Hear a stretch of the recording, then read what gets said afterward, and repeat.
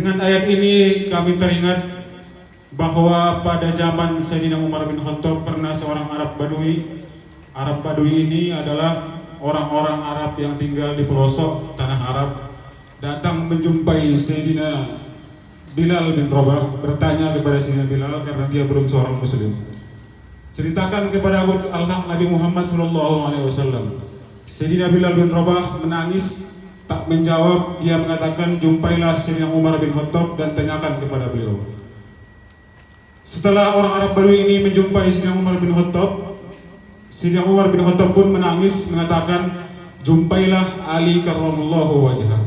Setelah orang Arab Badui ini mencari Sayyidina Ali dengan rasa bingung bahwa sahabat-sahabat yang ditanya ini adalah sahabat terbaik, namun tidak bisa menjawab pertanyaannya. Akhirnya dia menjumpai Sayyidina Ali karramallahu wajhah dan berkata, ceritakan kepadaku akhlak Nabi Muhammad SAW. Sayyidina Ali karramallahu wajhah menundukkan kepalanya dan berkata kepada orang Arab Badui tersebut, baiklah, akan kujawab, tapi ceritakan dulu kepadaku keindahan dunia ini. Orang Arab Badui ini mengatakan, bagaimana mungkin aku bisa menceritakan semua keindahan dunia, karena begitu banyak dan besarnya, dan masih banyak yang tidak ku tahu selain yang ku tahu sendiri. Sayyidina Ali menjawab, kalaulah dunia dan keindahannya saja tak mampu kau ceritakan, bagaimana kau mungkin mampu menceritakan keindahan Nabi Muhammad yang dalam Al-Quran dunia itu hanya sendahura kata Allah, sedangkan Nabi Muhammad Allah sebutkan yang mempunyai akhlak yang agung.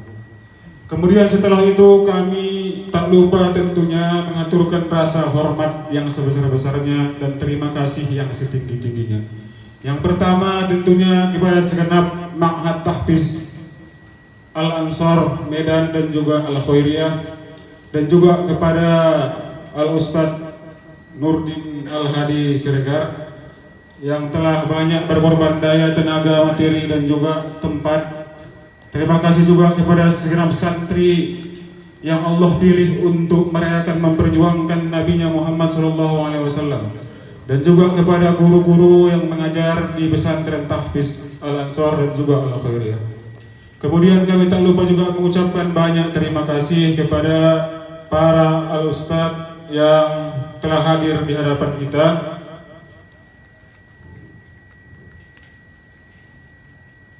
Tadi Ustadz Bang Ali kayaknya ada kok, saya hilang tadi.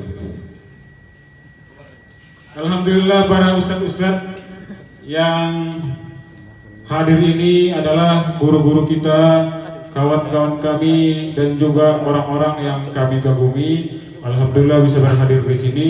Kemudian juga tentunya kepada segenap hadirin dan juga hadirat yang hadir dalam acara yang mulia ini. Semoga Allah Subhanahu wa Ta'ala melimpahkan balasan yang lebih baik dari amal-amal kita dan niat kita, baik dunia dan di akhirat. Kemudian juga hormat kami kepada Sayyid Zainul Arifin Jamalul Lail dan juga Sayyid Tirmizi Al-Habsi, dan juga yang barusan datang yaitu Sayyid Munal Akib Al-Mahdali. Mudah-mudahan berkah zuriyah Nabi yang di antara kita, Allah melimpahkan segala nikmat lahir batin, memberikan segala hajat-hajat siapapun yang ada di sini, menunaikan segala urusan-urusan atas pertolongan Allah dengan keberkahan Nabi Muhammad SAW. Bismillahirrahmanirrahim. Tiada Tuhan selain Allah, Dialah Tuhan yang Maha Esa, baik sebelum adanya makhluk dan sesudahnya. Maha suci Allah Subhanahu wa Ta'ala dari sifat-sifat kemakhlukan dan dari apa saja yang kita pikirkan. Segala puji bagi Allah, maha pujiannya, tidak butuh pujian dari makhluknya.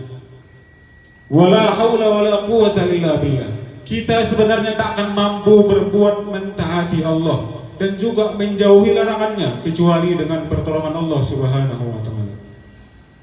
Dalam kitab I'anatul Talibin juz 3 disebutkan bahwa di masa Imam Harun Ar-Rasyid di kota Basrah. Basrah ini kalau tidak salah kota Irak sekarang. Ketika masanya ada seorang pemuda di kota Basrah yang keburukannya telah umum di mata masyarakat. Dia hampir-hampir sudah tidak diperdulikan karena zahirnya keburukannya di mata-mata masyarakat Basrah. Cuman ada amal ibadahnya yang setiap tahun tak ditinggalkannya, yaitu berhias di hari 12 Rabiul Awal, membersihkan rumahnya di 12 hari Rabiul Awal untuk mengundang masyarakat Basrah, meminta orang membacakan Maulid Nabi. Itu saja amalnya selama hidup yang diketahui orang. Setelah beberapa tahun berlalu, meninggallah pemuda tersebut, sampai-sampai orang tidak datang melihat jenazahnya karena melihat pemuda ini tetaplah pemuda yang sama walaupun dia berlaku demikian di tiap hari 12 Rabiul Awal. Fasumi'ul hadid bis sama, maka masyarakat Basrah ini mendengar suara tanpa ada yang mengatakan, mendengar suara tanpa ada orangnya dari langit. Wahai penduduk Basrah, kunjungi dan lihatlah jenazah waliku yang meninggal hari ini. Penduduk Basrah dengan tercengang berduyun-duyun menanya siapa yang meninggal pada hari itu. Ternyata pemuda tersebut. Tiada lain yang meninggal, hanya pemuda tersebut. Mereka dengan keadaan ragu mendatangi tempat meninggalnya pemuda tersebut. Maka tiada yang lain rupanya yang Allah angkat menjadi walinya dari orang yang paling hina di mata masyarakat adalah orang yang mereka anggap orang yang paling buruk tersebut.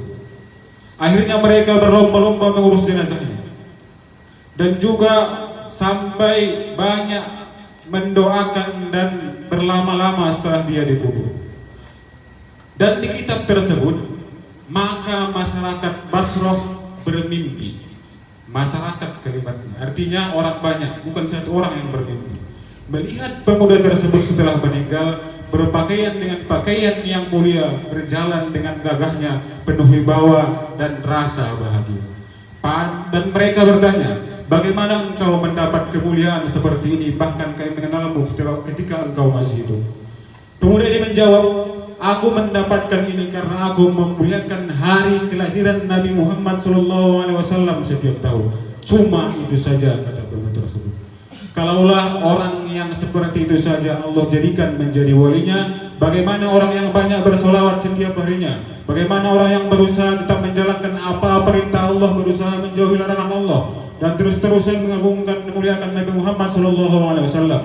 Karena tidak mudah ikut hadir di majelis Nabi Muhammad. Kenapa? Karena tidak ada acara yang paling agung di alam semesta ini kecuali acara Maulid Nabi Muhammad SAW. Kalau Nabi tidak lahir, tidak ada cerita nuzul Quran. Kalau Nabi tidak lahir, tidak ada Lailatul Qadar. Kalau Nabi tidak lahir, tidak ada 10 Muharram, Asyura, Nisfu Sya'ban. Enggak ada semua kalau Nabi Muhammad SAW tidak lahir. Makanya ketika di malam kelahiran Nabi, semua langit terang benderang sampai ufuk tanah Arab ke negeri Syam. Pada malam itu air Zam-Zam Allah limpahkan ke permukaan jazirah Arab. Semua hewan-hewan bersahut-sahutan. Allah kabarkan kepada malaikat Jibril, wahai Jibril, tutup pintu neraka serapat-rapatnya, buka pintu surga selebar-lebarnya, siapkan bidadari untuk berhias secantik-cantiknya, bawa sebagian ke rumah Sayyidah Aminah untuk menyambut kelahiran kekasihku. Pada saat itu orang-orang yang ahli kitab daripada orang Nasrani dan orang Yahudi, mereka berlomba-lomba melihat catatan dan riwayat ramalan dalam kitabnya. Apakah memang malam ini, pada malam 12 Rabiul Awal tersebut telah lahir Nabi yang Allah janjikan? Semua para malaikat turun dalam riwayat Imam Ad-Dabahari dalam kitabnya Hujjatullahi 'alal 'alamin.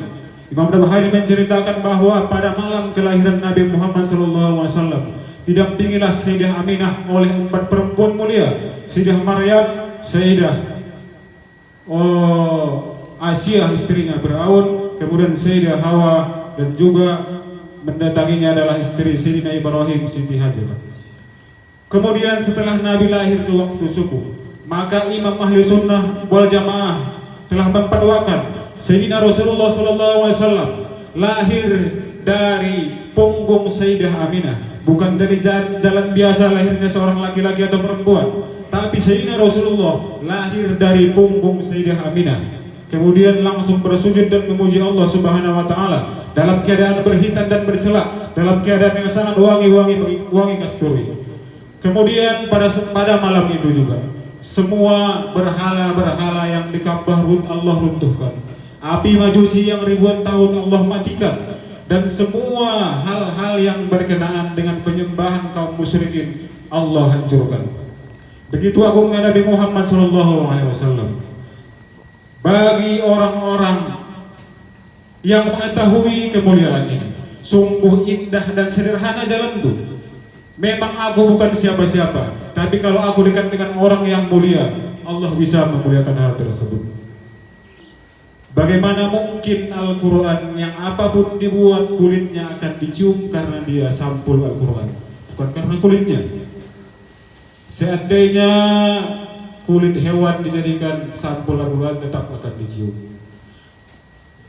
Artinya sebagaimana Allah berfirman, "Qul in kuntum tuhibbunallah fattabi'uni." Jalan untuk mendapatkan cinta Allah Subhanahu wa taala hanya dengan jalan mengikuti Nabi Muhammad, perkataan, perbuatan, lahir, batin, diam dan gerak semampu kita, dan kita minta tolong kepada Allah supaya sempurna. Karena orang-orang yang berusaha mengikuti Nabi Muhammad akan Allah naikkan terus-menerus dan tambah iman dan amalnya. Kemudian Imam Jalaluddin As-Suyuti pernah mengatakan, setiap rumah, tempat atau apapun yang dibacakan maulid, mau makanan yang ada di situ, mau pakaian yang ada di situ, mau apapun tempat yang telah dibacakan padanya maulid, maka tempat tersebut akan mendapat rahmat dan keridhaan Allah. Dan pada saat pembacaan akan dinaungi beberapa malaikat yang dipimpin malaikat Jibril, Israfil, dan Mikail. Dan kemudian tempat tersebut akan Allah amankan sampai 12 Rabiul Awal ke depan, dan orang-orangnya dari bencana, bala, musibah dan segala kerusakan. Makanya kalau kita cari, tak ada orang-orang yang ikut maulid kena Covid, mustahil gitu. Takkan ada orang-orang yang menghadiri maulid Nabi kena wabah penyakit, mustahil itu. Karena wabah saja beradab, berakhlak kepada orang yang mendirikan maulid Nabi Muhammad SAW. Begitu mulianya Nabi Muhammad SAW, sampai-sampai Allah memujinya dengan ucapan Zil Khuluqil Azim, yang mempunyai akhlak yang agung. Kata ulama, Al-Azim ini adalah nama Allah. Jadi maksud kalimat ini, Nabi Muhammad berakhlak dengan akhlak-akhlaknya Allah Subhanahu wa taala. Makanya para imam ahli sunnah wal jamaah, semua asmaul husna, kalau kita ingin menyaksikan dan melihatnya, itu terkumpul dalam diri Nabi Muhammad SAW. Kalaulah nama-nama Allah terkumpul dalam diri Nabi dalam pancaran dan bekasnya, begitu juga sifat-sifat Allah Subhanahu wa taala. Makanya orang-orang yang tinggi tauhidnya sebahagian berkata bahwa kalau kau ingin melihat wujud laisa kamitslihi syai', ialah Muhammad Rasulullah SAW. Karena semua yang ada ini tak akan bisa luput dari nur Nabi Muhammad SAW. Ketika belum ada yang ada selain Allah Subhanahu wa taala, Allah ciptakan nur kekasihnya bernama Nur Muhammad Rasulullah SAW. Allah hidupkan Nur Muhammad ini dengan sifat-sifatnya. Allah tawajuhkan Nur Muhammad ini ribuan tahun di hadapannya, sampai menetes dari nurnya itu beberapa keringat. Dijadikanlah dari tetesan nur tersebut aras, lauhil mahfuz, kolam, sampai semua makhluk yang sekecil-kecilnya. Kemudian sisa dari nur yang paling besar tersebut Allah titipkan ke sulbi Nabi Adam alaihissalam. Kemudian setelah Nabi Adam alaihissalam hidup dan di sulbinya nur Nabi Muhammad SAW, para malaikat berhimpun semua di belakangnya di surga karena menyaksikan nur dan pancaran tersebut dari punggungnya. Maka Nabi Adam memohon kepada Allah, kenapa para malaikat berada di belakangnya? Allah berfirman, mereka menyaksikan nur kekasihku yang ada di punggungmu. Maka Nabi Adam alaihissalam berkata, ya Allah, tolong pindahkan sekira-kira aku bisa menyaksikannya. Maka Allah pindahkan dari punggung Nabi Adam nur Nabi Muhammad kepada keningnya. Maka malaikat berpindah dari belakang Nabi Adam ke hadapan Nabi Adam alaihissalam semua. Setelah di kening Nabi Adam alaihissalam, maka Nabi Adam berkata, ya Allah, aku sungguh tertarik dan belum puas. Tolonglah pindahkan ke tempat yang sekira-kira aku bisa melihatnya kapanpun. Maka Allah memindahkan nur Nabi Muhammad ke ibu jari Nabi Adam alaihissalam. Maka disitulah akhir tempat ketika di jasad Nabi Adam alaihissalam, nur Nabi Muhammad SAW ada di ibu jarinya. Makanya dalam mazhab Syafi'i, sunnahlah kita ketika tasahur mengucapkan sebagaimana kata Imam Ghazali menyandikan kalimat asyhadu an la ilaha illallah wa asyhadu anna Muhammadar Rasulullah. Ketika mendengar azan supaya Allah berikan cahaya dalam matamu lahir batin, maka ketika kalimat asyhadu anna Muhammadar Rasulullah, ciumlah tanganmu yang mempunyai nur tersebut dengan ucapan marhaban bi habibina Muhammad bin Abdullah qurrata aini sallallahu alaihi wasallam. Kecupkan sekali dan sapukan kepada matamu. Itulah banyaknya rahasia yang tidak kita ketahui, banyaknya ilmu yang tidak kita pahami. Maka cukuplah kita berusaha semampu kita mencari jalan supaya dekat dengan Nabi Muhammad, mencari jalan supaya dikenal dengan Nabi Muhammad. Karena Nabi Muhammad SAW telah lebih dulu mengenal umatnya sebelum umatnya ada. Nabi Muhammad SAW telah menjadi nabi sebelum Nabi Adam diciptakan. Begitu agungnya Nabi Muhammad SAW, tidak ada lisan yang mampu membicarakan keagungannya. Karena Imam Uwais Al-Qarni telah mengatakan kepada Sayyidina Umar dan Sayyidina Ali ketika melaksanakan amanah Nabi untuk menjumpainya, wahai Khalifah Umar, kata Imam Uwais Al-Qarni, kalian tidaklah mengenal Nabi Muhammad kecuali bayangannya saja. Sahabat terbaik Imam Umar bin Khattab dan Sayyidina Ali yang paling dekat dengan Nabi Muhammad, kata Imam Uwais Al-Qarni, kalian baru mengenal bayangan Nabi Muhammad SAW walaupun telah hidup bersamanya sampai akhir hayatnya. Artinya hanya Allah Subhanahu wa Ta'ala yang mengetahui betapa tingginya, mulianya kekasihnya dengan limpahan anugerah dan madat dari sisi asma dan sifatnya. Kemudian kami tak lupa mengingatkan, marilah kita sama-sama haturkan hajat kepada Allah di acara yang mulia ini. Jangan lupa meminta ampun atas dosa dan dosa kedua orang tua kita dan semua keluarga-keluarga kita. Karena tempat yang mustajab, dalam hal yang mustajab dan kondisi yang mustajab, sebaik-baik permintaan adalah memohon ampunan kepada Allah Subhanahu wa Ta'ala dan juga kepada kedua orang tua. Dan kita berniat sebagaimana niat-niat orang yang soleh daripada ulama dan aulia Allah dalam merayakan maulid ini. Bagaimana niat mereka, maka kita niat mengikut mereka. Apapun yang mereka niatkan, maka kita niat mengikut mereka. Dengan sempurnanya niat, maka Allah Subhanahu wa Ta'ala akan melebihkan balasan dan menyempurnakan balasan baik dunia dan akhirat. Kemudian sebagai penutup, tak banyak mungkin yang bisa kami sampaikan lagi. Kami tutuplah pesan kami ini dengan bacaan maulid yang ada di Barzanji. Al-jannatu sa'dul liman yusalli wa yusallim wa yubarik alaihi. Surga dan segala kenikmatannya, tulisan di maulid Barzanji. Sa'dul limai, itu kegembiraan, kebahagiaan bagi orang-orang yusalli wa yusallim, bersolawat dan salam kepada Nabi Muhammad SAW. Kesimpulannya, surga itu milik orang-orang yang senantiasa bersolawat kepada Nabi Muhammad SAW. Pada malam Isra Mi'raj ada satu riwayat Allah bertanya kepada Nabi Muhammad, wahai Muhammad, kata Allah Subhanahu wa Ta'ala, kenapa langit kuciptakan? Nabi Muhammad menjawab, karena aku ya Allah. Untuk siapa segala yang ada ini diciptakan? Untukku ya. Maka Allah bertanya, segala yang ada ini adalah untukmu kuciptakan. Aku milik siapa? Kata Allah Subhanahu wa Ta'ala. Nabi Muhammad SAW dalam malam tersebut diam dan menunjuk dan berkata, engkau lebih mengetahui wahai Tuhan. Maka Allah berfirman kepada Muhammad, aku milik orang yang bersolawat kepadamu. Kesimpulannya, banyakkan solawat. Solawat inilah yang menutup segala kekurangan, menyempurnakan segala kekurangan, menaikkan apapun yang kau inginkan, mencapai apapun hajat yang belum kau dapatkan. Maka marilah kita menambah dan mengistiqomahkan solawat kepada Nabi Muhammad SAW. Allahumma salli wa sallim ala sayyidina Muhammad da'ilatul wujud wa hitul lagi malakusyud alibi zatis sarif kulli zarrah. Allahumma ballighhu anna ya Allah hadiyatan wa tahiyatan wa salama wa ala abawayhi wa ala ashabihi ajma'in wa ahli baitihi innaka ala kulli syai'in qadir. La hadhihi an-niyah al-Fatiha. A'udzu billahi minasy syaithanir rajim. Bismillahirrahmanirrahim. Alhamdulillah rabbil alamin arrahmanir rahim maliki yaumiddin iyyaka na'budu wa iyyaka nasta'in. Di sini ada salah seorang saudara